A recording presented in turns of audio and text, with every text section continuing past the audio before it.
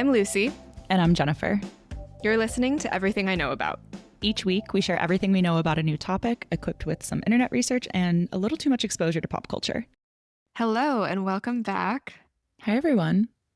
So for today, we have been wanting to do a Mythbusters style episode for a while. And then we got an email from a listener requesting that we cover air fryers and if they're actually healthy for you compared to microwaves. So we are theming today's myth busting around common kitchen tools and common additives to our food. And we are calling it, Is Your Kitchen Killing You? And I specifically focused on all of the utensils that most of us have in our kitchens. Think plastic cutting boards, plastic containers to store your food, Teflon nonstick pans, and then also cooking gadgets like your air fryer, your microwave. And Jennifer focused on if your actual food is killing you. So I looked into artificial sweeteners and if they are bad for you at all and like what the mechanisms are. I also looked at food dyes. This one's particularly interesting because I know we have a lot of European listeners, and the FDA and the European Union do not agree on which food dyes should be banned. And so we looked into if they're actually that bad for you and what foods have food dyes. So first, we're going to look at common tools in our kitchen. I've heard a lot about warnings against plastic cutting boards in particular and plastic Tupperware. So I've just seen these claims all over social media for frankly, years now, and I haven't done anything about it. I still have a plastic cutting board that is not my main cutting board, but I still do have it. I haven't thrown it away. And I do use plastic Tupperware in addition to glass Tupperware. And literally when I decide what to pack my leftovers in, I look at them side by side and I think about it. And I'm like, which do I use? And often I prioritize the glass, but if I run out of glass, dude, I'm using the plastic Tupperware. It hasn't changed my life habits. And so. Yeah, I do the exact same calculus, by the way. Yeah, I'm sure most people do because glass stuff is heavy, How much of this can I store in my tiny New York kitchen? And so I wanted to look into how real is this? Is this fear mongering or is there really something backed by science about the dangers of plastic? So when we're talking about plastic in this context, what we're really discussing is microplastics. Do you know what microplastics are? I think so. Are they not just what they say on the tin, very small pieces of plastic? Yeah, basically tiny fragments. Most you cannot see with the human eye. Mm-hmm. And so I think that makes them feel a little bit more insidious because they're just invisible particles floating around. And they've been found inside of human bodies and in our water and in our air and basically everywhere. So what causes microplastics? There's two sources. The first is microplastics that are released directly from plastic products that we use daily. The second is indirectly when larger plastic items break down. So we all know that plastic doesn't decompose. No microorganisms exist in our environment that can break down plastic polymers because plastic is just so new to the environment that bacteria haven't evolved to eat it and turn it into soil. Plastic was only mass produced since the 1950s, and yet we have produced 8 billion tons of plastic in that time frame. That is unbelievable. I often think about what the hell people did before the 1950s because you just look around our world, everything is plastic. Everything. Mm-hmm. Something as simple as saran wrap and food storage, especially looking in your kitchen, bags of food, all of that is what did people use? Mm-hmm. And then I kind of go down this thought rabbit hole of would it have actually been better to be using paper and glass because those are natural resources too. We had our sand episode where, sand makes glass and there's a shortage of sand. So mm-hmm. Is it better to have all of this glass that's heavy to ship and all? I don't know. It's a whole thing. It is a whole thing. I think the tricky thing about plastic and why many people are afraid of it is because it just kind of exists forever. There's no way to get rid of it. We have literally in our Earth 8 billion tons of plastic still around. Scientists estimate that it takes decades to centuries for plastics to break down. And when they are breaking down or degrading, it's not turning into soil. It's just turning into smaller and smaller pieces of plastic. When you think about it that way, it seems impossible to avoid. It's not just about are you using plastic in your daily life? There already is 8 billion tons of plastic out there, and that is breaking down in our environment, and that is ending up in your body, in your food, in your water, in the air we breathe even. So even from that, I feel like it's a bit of a losing battle to be trying to control the plastic in our lives. The other source of microplastics, the kinds that are released directly from plastic use, I found to be really hard to wrap my mind around because, on the one hand, plastic is in so many products today because it's durable, because the polymers are hard to break. That's why it doesn't degrade in the environment. It takes so long. But on the other hand, studies are also saying that microplastics are getting released every time you use any plastic product. Wait, okay, so right now, my laptop is sitting on, like, a plastic desk thing.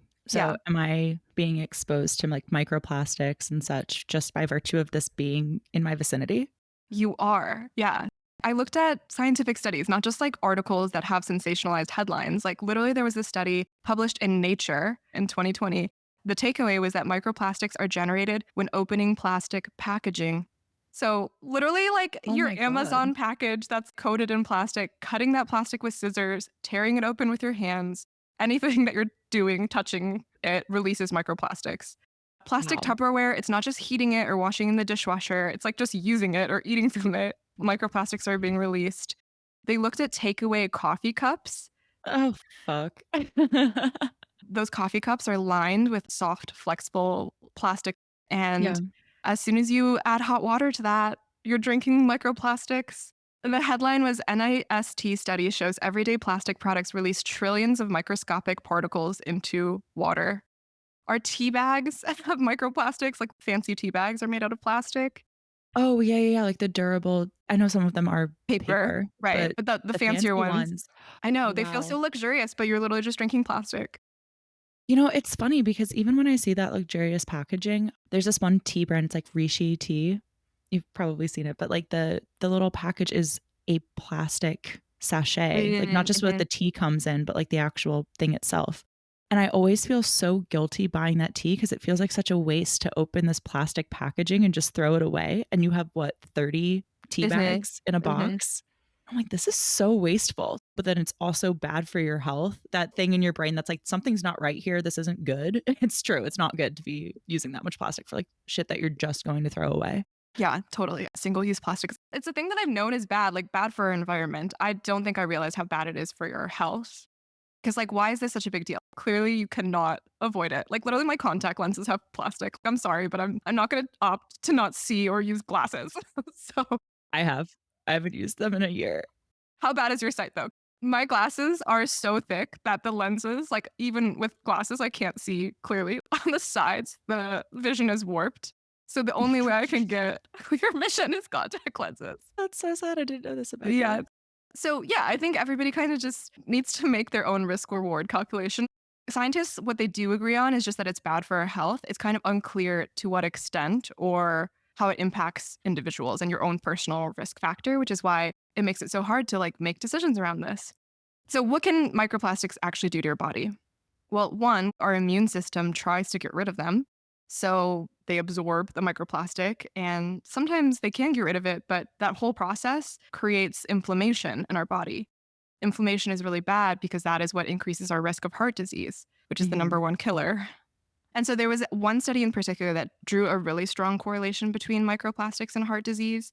And it was a study in Italy that looked at 250 ish people who had to go to the hospital to get some of the plaque in their arteries scraped out. Mhm. Out of those people, 50% had microplastics in their arteries. Wow. They did get the procedure done and have it scraped out. The scientists then followed those people for 3 years afterward. And it turned out that the people who had the most microplastics in their plaque had the highest chance of having a heart attack, a stroke, or dying in those 3 years. Your face is so scared. Well, I think it's fascinating that they were even able to conduct that study. Mhm. That's a Yeah. fascinating study. Also extremely concerning. It would have been nice if they were able to see behaviors that were leading them to have increased levels of plastic. Like if there was anything like, oh, they're using a plastic cutting board, they're using a certain type of skillet, and that's increasing. Because I think like what's really hard about all of this is we know that plastics are bad, but like what are the actions that we're taking that are having the outsized impact that makes you like the person that's going to die from the heart attack or just have normal plaque in your heart? Yeah. I don't think we know the answers to that. And Yeah. like, this is a small study, 250 ish people. They were able to follow them for 3 years, which is also really difficult to do. And so Yeah. Hopefully more studies will come out. But yeah, I got this study from a Science Versus episode that they did on microplastics. And one thing they did in that episode was they interviewed scientists, people who actually know a lot about this, who study this every day. What are they doing to like Yep. reduce their risk? And maybe this will be bad news to our listeners, but they are avoiding plastic products. Entirely Well, you can't avoid it entirely, but like the small things within your within their control, power. yeah, Yeah. they are like not using plastic cutting boards. They are not using plastic Tupperware and opting for glass. Another interesting thing they said to avoid is actually canned goods. Oh, Yeah, this is surprising, but it's actually because of BPA. okay. So, BPA is in the lining of canned food. There's like canned products that say they're BPA free now, but even those, it's likely that the manufacturer just put in a very similar, slightly different chemical that probably has very similar effects to BPA. But it's not BPA. Yeah. And so, why is BPA so bad, right? So, like I talked about effects of those actual nanoparticles, microparticles in your body. The other concern is that plastics do have chemicals that are endocrine disruptors. These chemicals make plastic water resistant, shiny, flexible. They're not just in plastics, but I feel like we typically associate them with plastics like BPA, PFAS. Do you hear them in the same context consistently? Like I know what they sort of stand for. Like PFAS is the forever chemical, and then BPA is just a plastic that is bad for you. Right. And why this is so concerning is because your endocrine system is the network of glands throughout your body that produces hormones, which basically control every function in your body from metabolism, growth, reproduction, mood to your stress response, literally everything. And as a result, these endocrine disrupting chemicals have been shown to affect puberty, fertility, even potentially impacting the rise of obesity in the Mhm. past several years because it's not only humans who've gotten obese, it's also animals. Insane. And it's quite challenging avoiding endocrine disruptors. BPA is like, for example, not even actually banned. It's only banned in baby Yeah. foods, baby products. Oh, I didn't even know it was banned in baby products. I just know that it's like one of those things that they get to splash on the label if it's BPA free. Yeah, I think for me, I was kind of like, okay, how do I translate all of this knowledge now into actionable takeaways for my own personal decision making? I did find the fact that scientists are avoiding these products persuasive. I feel like scientists, even when they're like, maybe you should drink less alcohol, and then you ask them, like, are you drinking less alcohol? And they're like, no, because they're like, oh, the risk isn't that bad, even if there is risk, right? To hear that it's not just social media hype and scientists are actually switching, and switching feels fairly easy to me. Like, Yeah. I am going to toss my plastic cutting board.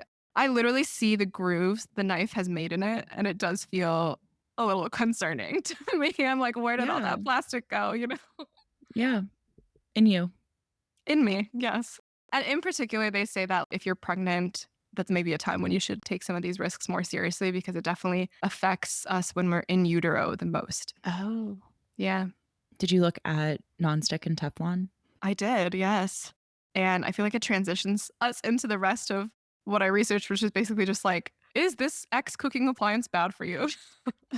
And like Teflon is both a type of plastic, but also obviously we commonly know it as the coating on our nonstick pans. I own a Teflon pan actually.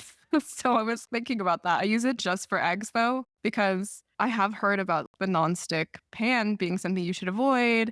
And then I get ads all the time for like ceramic cookware that's not nonstick. It's nonstick by virtue of the material, not by being coated in Teflon. Right. And so I remember growing up and my mom being like, don't use nonstick pans. But then I'd be like, well, just for eggs, maybe, like just for my little omelets, because it's really hard to make an omelet in a not Yeah. nonstick No, pan. it's so funny that you say that because even in college, like I had a friend whose mom, hey Fava, if you're listening, I had a friend whose mom, she would tell us not to use nonstick pans too. And we were like, come on, that's so ridiculous. Like that's some conspiracy theory stuff. It's not. It's not. But our mothers were warning us of this decades ago. I don't know how they knew. Well, so Teflon, it first came under fire like in the 2000s because the EPA reported that there was a link between cancer and PFOA, which was a chemical used in making the coating. Which is why I'm like, oh, okay, like it makes sense when we were younger that our parents were saying this because I feel like that's when all the news about it was coming out. Since 2013, Teflon has actually been PFOA free. So the specific PFOA, at least, is no longer a concern for Teflon. However, they do contain other chemicals, including PFAS. So it kind of depends on your own level of risk that you're comfortable with. I mean, now experts and health professionals are saying that it is safe as long as you take certain precautions. Don't exceed 500 degrees Fahrenheit or 260 degrees Celsius when cooking with it, because it's really at high temperatures that the coating starts to break down and can release toxic fumes into the air. And so, like cooking eggs, which you really should not be doing at 500 degrees Fahrenheit, seems okay. Some other small things to pay attention to: don't use metal utensils because they can scratch the coating, potentially making it easier for PFAS to migrate out. And then when you're preheating your skillet, always make sure you put some oil or butter in it. An empty skillet gets a lot hotter than one with food in it, which increases the risk that you get close to that like 400, 500 degrees where things might start to get a little tricky. Those are really actionable tips.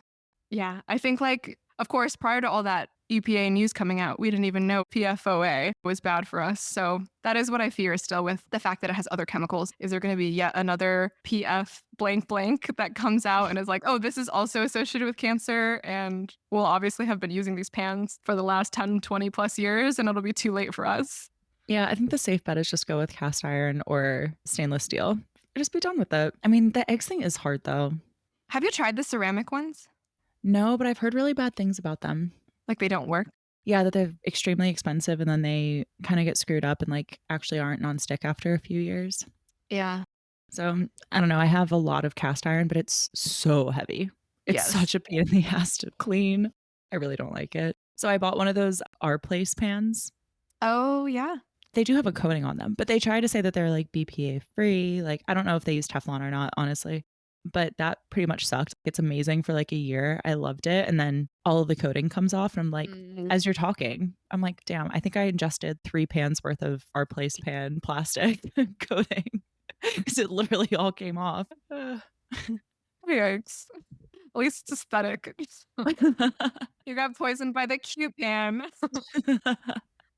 Okay, so that brings us to the last thing I'll cover, which was requested from our listener, which is microwaves and air fryers. I'm really curious about this one. I'm so excited to hear what you found. I do remember as a kid putting stuff in the microwave and standing and like staring at the food being heated up. And again, my mother, her being like, stop doing that. You're not supposed to be that close to the microwave. And so Yeah. I guess I always had this sense growing up, like, oh, maybe there's something weird going on. However, as an adult, I was like, oh, that's just a myth. Like, that's totally debunked. But you felt like that was true, right? Yeah, I don't even know where I heard this story. I feel like I've heard it like a long time ago as a kid because I had like a little bit of OCD about certain things as a child and like standing in front of the microwave was one of them because I had heard the story of this guy who popped popcorn every day of his life and then ended up dying of brain cancer and they linked it back to him standing in front of the microwave waiting for his popcorn to pop. Obviously, probably some urban myth Yeah. deal. But as a kid, and I would like wait for the popcorn, I would always think of that guy. And I'm like, I shouldn't stand here, but I really want to like look in and see when it's done popping. Interesting. Yeah. I mean, hopefully nobody stops listening right now because they're going to be woefully misinformed if that's the last thing they heard. Yeah, so that was like the concern I'd heard too, is like the actual like radiation affecting your body as you're standing outside of it. When I was doing research, I guess there's also a concern around it affecting your food and it making your food actually less nutritional if you're cooking via microwave compared to Oh, other cooking methods. well, like the micronutrients are killed or something? Yeah, and that one I hadn't heard as much about, but just to debunk it, it's not true. The way that microwaves work is they literally use a microwave, which is similar to a radio wave but shorter. These waves primarily affect water molecules, but can also affect fats and sugars to a lesser extent. And they just cause these molecules to vibrate really quickly and then it builds up heat. There are nutrients that break down when they're exposed to heat, like vitamin C is a good example. Even in your skincare, that's why you have to keep your vitamin C in a cool place Oh, in the yeah. dark. But because microwave cooking times are often shorter than baking, boiling, anything like that, it actually does a better job of preserving vitamin C and other nutrients that generally break down when they're heated.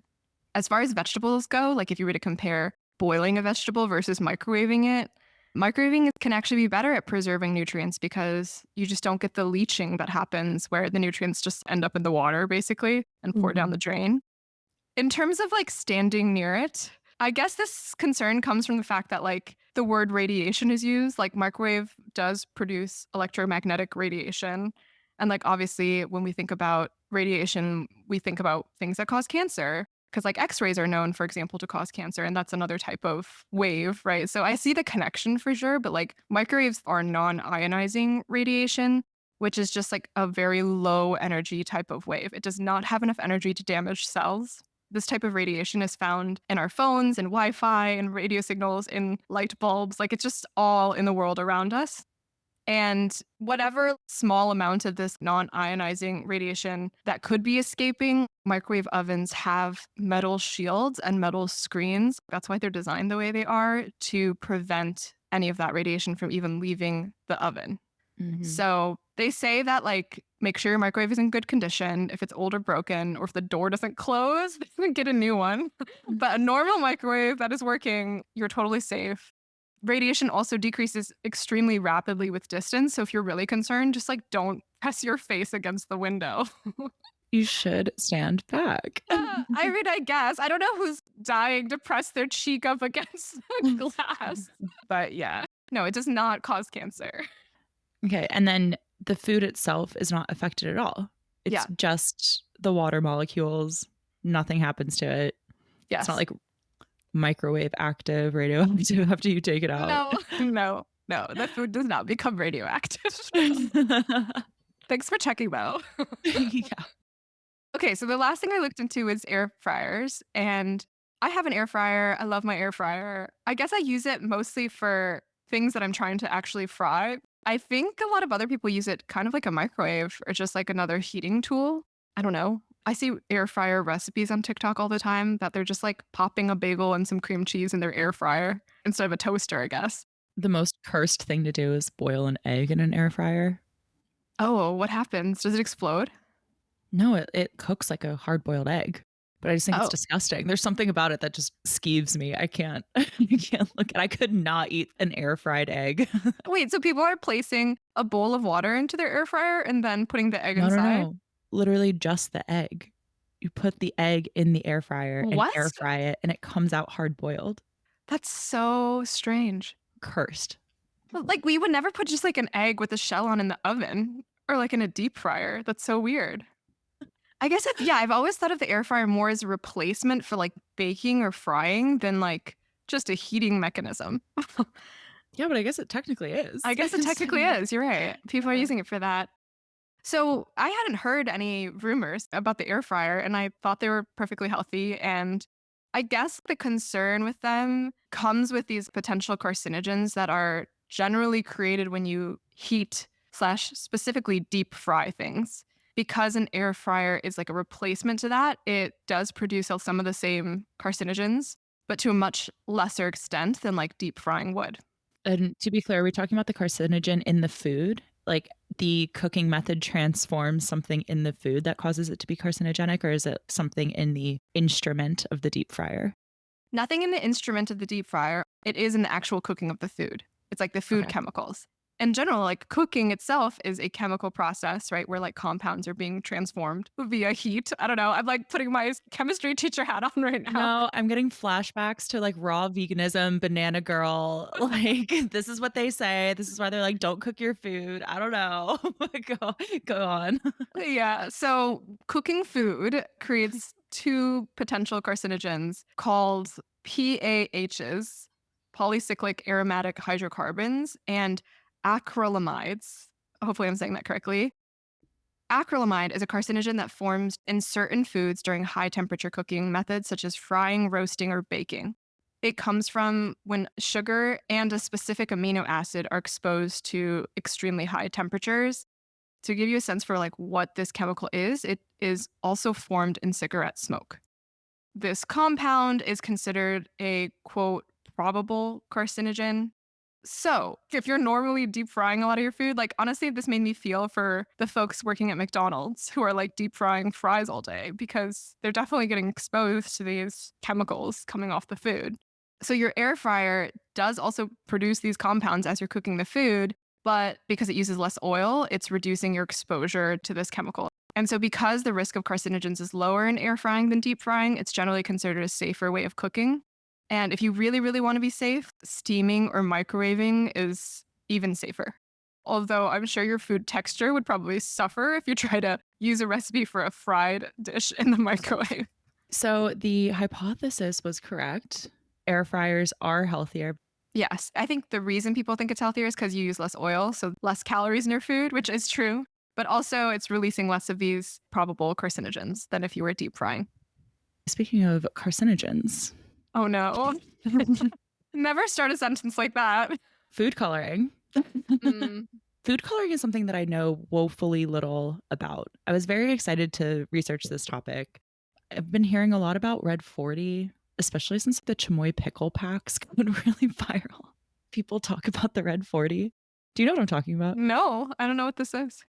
God, I sound chronically online. Like, of course, you're going to be like sitting there, like, all cute. Like, no, what is a chamoy pickle pack? It is the most disgusting thing. It's this pickle that is saturated in red juice, basically Red 40. You wrap it in a fruit roll up and then carve out the middle of it, stuff Takis and What? like red sour candy in it. And then you pour chamoy. Do you know what chamoy is? No. It's this red, tangy sauce that's Okay. popular in Mexico, South America. And then you pour that over this concoction thing that you've made. And yeah, it's a chamoy pickle. It's like Insane. a food challenge. So anyway, whenever somebody eats it, all the comments are like, Red 40 alert, this is cancer. Honestly, I've kind of felt like that was alarmism because I've also seen a lot of videos and information about how food dyes are actually made of natural substances. Like they're made out of insects. And yes, that's really gross, but it's natural. It's totally fine for you. Some of it is made of like citric acids and Mhm. things that are not carcinogenic. However, you also hear the complete opposite side where parents don't want their kids exposed to like gummy fruits. And I actually babysat when I was a teenager, babysat for a woman who wouldn't let any dyes into the house because her son was autistic and she was very Mm. adamant that the dyes were exacerbating his symptoms of autism. At the time, I thought that was a little bit of conspiratorial thinking. Turns out it's not. So here's where like the confusion around food coloring comes in because both the FDA in the US and the European Food Safety Authority agree that food coloring is not harmful. However, there are certain food dyes that the FDA has approved that are banned in Europe and vice versa. Mhm. So we don't actually have a consensus on which food dyes are good for us or bad for us. Some of the main concerns are that there's a connection between food coloring and hyperactivity and ADHD. This is especially profound in children, and that reducing food coloring may reduce the symptoms of ADHD. The second highest concern is cancer. Lots of studies have found that there are no link to cancers, and there are also a lot of studies that found that there are links to cancer. So there's not a huge consensus here, which is where the FDA and the European Food Safety Authority disagree. And the third concern is that artificial food colorings can cause allergic reactions and hypersensitivity. This reminds me of fragrances and other chemicals that we find in cosmetic products. And often the problem there is that, yes, it's an endocrine disruptor with like all of the hormonal functions that you were talking about with BPAs. But also over time, it makes you hypersensitive and actually can cause allergic reactions that you didn't previously have just by exposure. And food coloring can cause those same sort of hypersensitivities over a prolonged period of exposure. So here's an example of a food coloring that is banned in Europe that is not banned in the US. Red 3. Red 3 is known to be carcinogenic. It is found in candy corn. Do you know Vigo, the packaged rice? It's in rice? Yeah, it's in this yellow rice. It's a very Oh. popular brand. You've probably seen it at the grocery store, Uh-huh. but they have like cilantro rice and like Spanish rice, and it's used to make it yellow. So, Red 3 has been known to be carcinogenic for decades, and most companies have stopped using it, but it still like lingers around in like these food sources that I was talking about. It's widely considered to be one of the FDA's failures that they haven't banned this yet. Yeah. The other three compounds that are pretty well known to be carcinogenic are red 40, yellow 5, and yellow 6. They are all contaminated with benzidine. These dyes cause hypersensitivity reactions that I was talking about, and yellow 5 also tested positive for genotoxicity in mice. So it literally is changing your DNA. What? food coloring can change your DNA? Genotoxicity. Oh my gosh. Blue 1 is another one that isn't talked about as much. Like the focus is around red 40, yellow 5, yellow 6, but blue 1 is not used quite as much because you can create most colors used in food from red and yellow. But when blue dye is used, it's pretty bad because it can cross the blood brain barrier. So these effects that we were talking about with ADHD are really profound in blue dye. Oh my God. The blue Sour Patch Kids. Those were always my favorite. Now I'm like, shit. You're really good at focusing though, so I don't know what happened to you. You must not have eaten them that much. Okay, so in general, the advice from every food scientist is the risks do not outweigh the rewards. Basically, these food dyes are only made to make food look more appealing, especially for kids. And since they have the most profound effects on children, they're actually the most high risk group. Nearly every food scientist is like, we should just cut them out of our food supply. One thing I wanted to look into, I don't quite understand the linkage between how food dyes make children more prone to ADHD and hyperactivity. And I found a study on this. So ADHD actually does not have a known etiology, meaning that they don't know what causes it. So it's not immediately clear how added food colorings could cause hyperactivity and inattentiveness. But one possible explanation is that food colorings cause nutritional deficiencies in the body as they build up. So it actually leads you to absorb less zinc and manganese specifically. This leads to impaired neuronal development, which means that your neurotransmitters for dopamine don't work as well. Lack of dopamine is the main cause of ADHD and inattentiveness. So that's the cascading effects. Crazy. When we talk about food dyes, I always thought that there were dozens, if not hundreds, of different food dyes out there. And so when I heard red 40, yellow 5, yellow 6 are really bad, my next question was, well, how prevalent are they in our foods? They account for 90% of all food dyes used. In the US.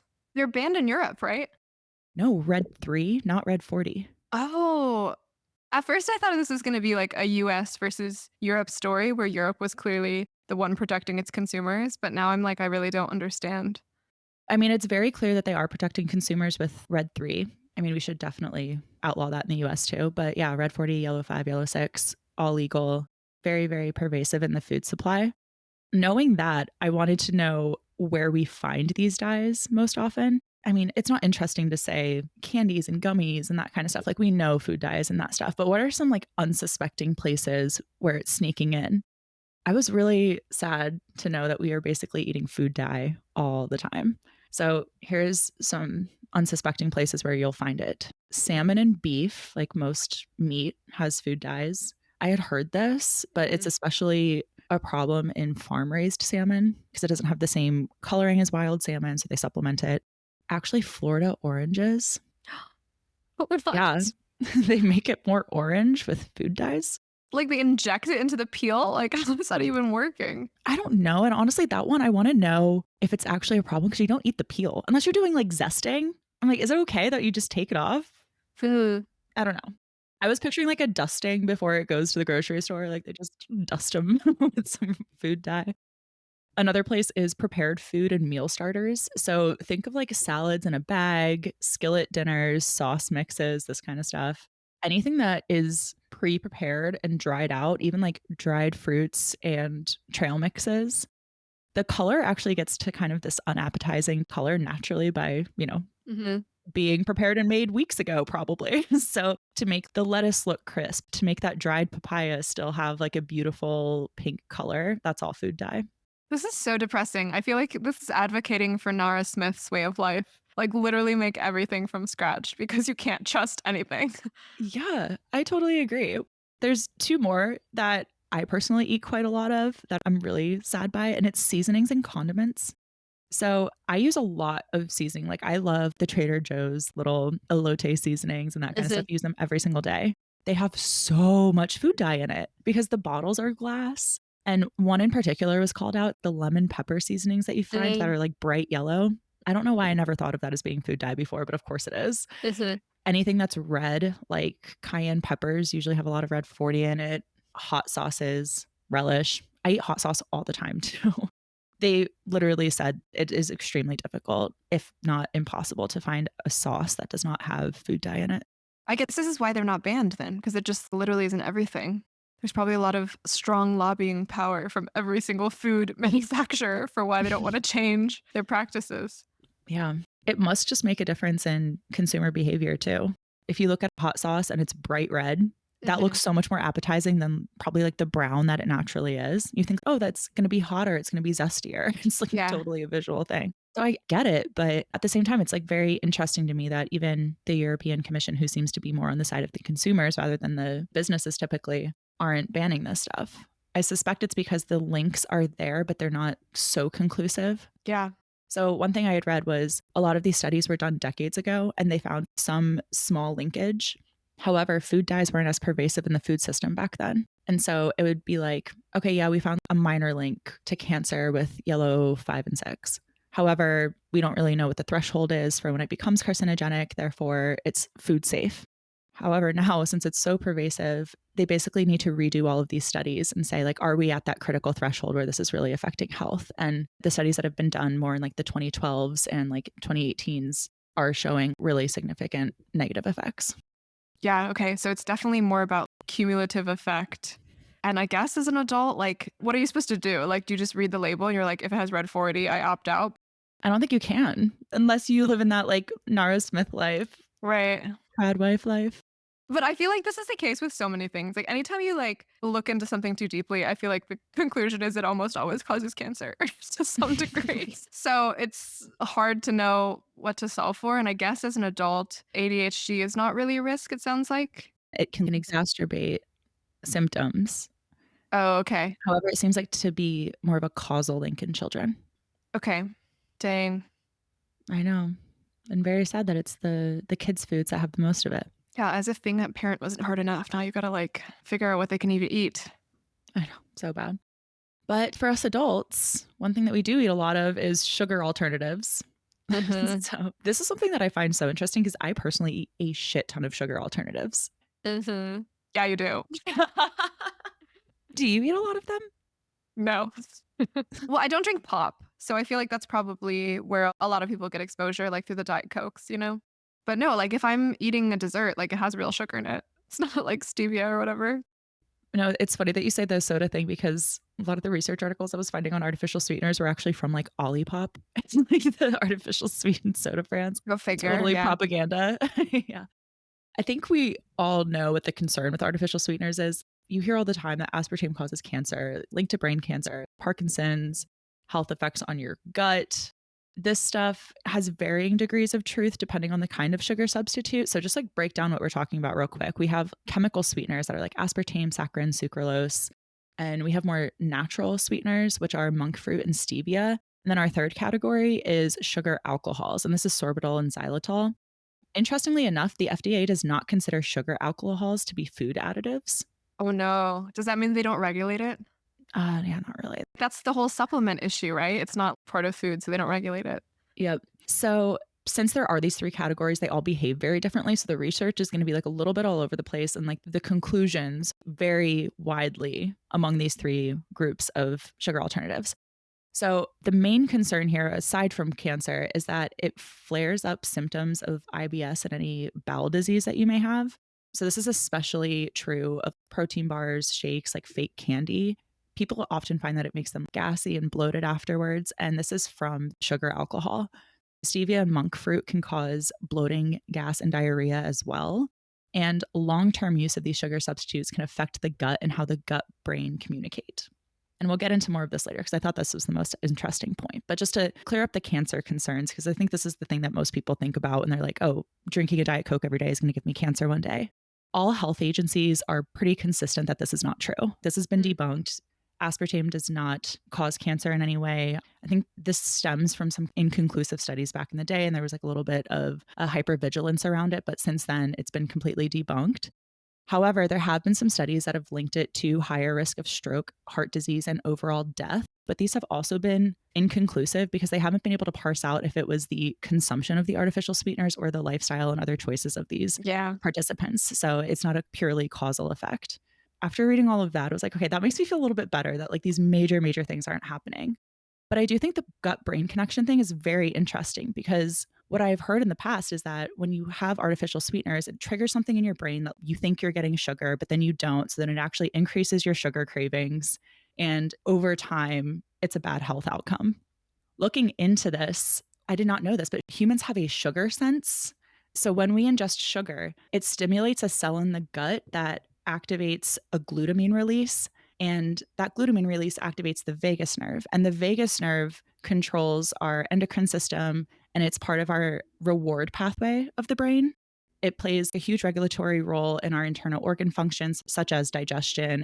I thought it was so interesting that this chemical is released milliseconds after detecting sugar. Quite literally, with your first bite, you're getting like that rush Mm. of dopamine. Researchers at Duke wanted to parse out if artificial sweeteners activate this neural pathway the same way that real sugar does. And they were able to do a study in mice. They found that it actually does not. So, real sugar releases glutamine, fake sugar releases something called ATP, and it doesn't activate the vagus nerve or the reward pathway at all. It activates a completely different gut brain pathway. Mm. So, this concern that you're tricking your brain into thinking that you're eating real sugar is actually completely false. Okay, so this is natural sugars versus artificial.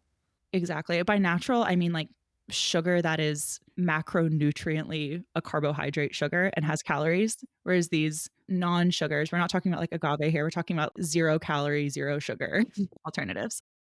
So this gut brain connection thing, I thought I was in the clear after reading that. I was like, "Oh, cool. We're done. This isn't a problem." Wrong. It actually is a problem, but not because you're being tricked into thinking that you're eating sugar. There is a whole different slew of problems that artificial sweeteners cause with your microbiome and metabolic syndrome. Just to level set on what metabolic syndrome is a neuroendocrine disorder, and it involves the brain and hormones that run up and down the hypothalamic pituitary adrenal axis, the HPA axis. I remember And us trying to pronounce this word before. I remember this from a previous episode. honestly, I kind of think I slayed that, but whatever. All right, so this kicks in when you're stressed, when you're running from a lion or anything like that, and it Mhm. shuts down any pleasure centers. So when you have metabolic syndrome, it can lead to things like depression, anxiety, obesity, diabetes. It truly affects everything in your body, and it's very, very difficult to reverse. A healthy gut microbiome is linked with less metabolic syndrome. An unhealthy gut microbiome causes metabolic syndrome. So researchers found that saccharin and sucralose specifically, so this is like sweet and low. Sucralose is Splenda. This is. And so like, yeah, these are like the bright packets. Yep. They alter gut microbiomes negatively, and it significantly impairs glycemic response, which actually over time stubbornly keeps your blood sugar levels high, which leads to metabolic syndrome and ultimately type 2 diabetes. Yikes. Yeah, that's a huge, huge problem. Fortunately, not everyone in the study that they conducted was affected the same way. So I think this is why it's really hard for them to nail down and say definitively if these sugars are bad or not, because everyone's gut microbiome is extremely individual. It differs from person to person. And there are some people that have a resilient gut microbiome that ingesting a lot of saccharin and sucralose, it doesn't affect them almost at all. It is one of those things where you have to figure out if it works for you, and it's a personal decision on whether or not you're going to consume a lot of these. I know me personally, like I feel it affecting my gut. Like I get an upset stomach if I eat too much artificial sweeteners. So like I know I'm sensitive to it. And like reading this, I'm like, oh, maybe I'm just like a person with a gut microbiome that can't handle it. Where you have other people that eat like 2 or 3 protein shakes a day and they don't feel the effects. So I think it's definitely an individualized thing and like up to you on how much risk you want to take with it. But yeah, unfortunately, it is not completely safe to ingest artificial sweeteners.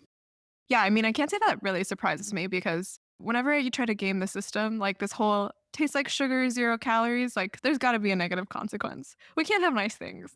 No, we can't. So, with this takeaway, and especially knowing what you just said, you're sensitive to it, is this something where you're like, you're going to try to cut it out of your diet at this point? Honestly, I have before and I felt better. Mm, I was on the Huberman protocol. Like I was listening to Andrew Huberman for sad. I know this is last summer. I cut out basically all refined sugar, all artificial sweeteners. I like wasn't really drinking and I felt great, honestly. I was doing it for my anxiety. It was like mental health related because I knew of like this gut brain Mhm. axis thing and it really, really helped. And I also felt like I didn't have cravings anymore. It was great. But like I had literally zero self-control. So by the time that the holidays rolled around and I was back on my cookie bullshit, totally stopped. But yeah, I would definitely do this again if I can figure out how to control myself. But I just love a sweet and low. Like putting a sweet and low in your coffee is just so good. And also I love oatmeal and I can't do it plain. Like I need to have it a little bit sweetened. But why not just use normal, I guess, real sugar? Because that's also bad for you. Because the calories. Yeah. This is a depressing episode, gotta say. It kind of is. It's like, is your kitchen killing you? Like, kinda. It Yeah. is. A little bit. Yes, yeah. Well, at least a lot of this stuff is in our control, though. Once you have the info, there's a lot of actionable stuff that you can do. Maybe not with the microplastic stuff, but even the food dye stuff, not really. Now you just are more depressed because you're aware. okay, honestly, fair. The sweeteners, I guess. You could just get over your sweet tooth, I guess. That's the only option. You can get over your sweet That's tooth. hard. Well, at least we know microwaves aren't killing us. So that's great. Right. We should all embrace our microwaves. Not while it's on, preferably. Don't stick your head inside, maybe. But otherwise, you're good. All right. Thanks, guys. We'll see you in 2 weeks. Bye. Bye.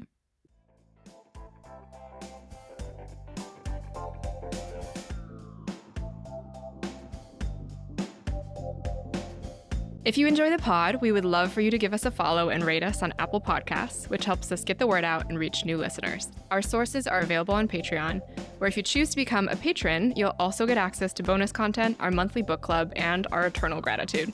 If you'd like to get in touch or suggest a topic for a future episode, email us at everythingiknowabouttpod@gmail.com or DM us across all socials at EikaPod, that's EIKA pod. Thanks for listening and see you next week.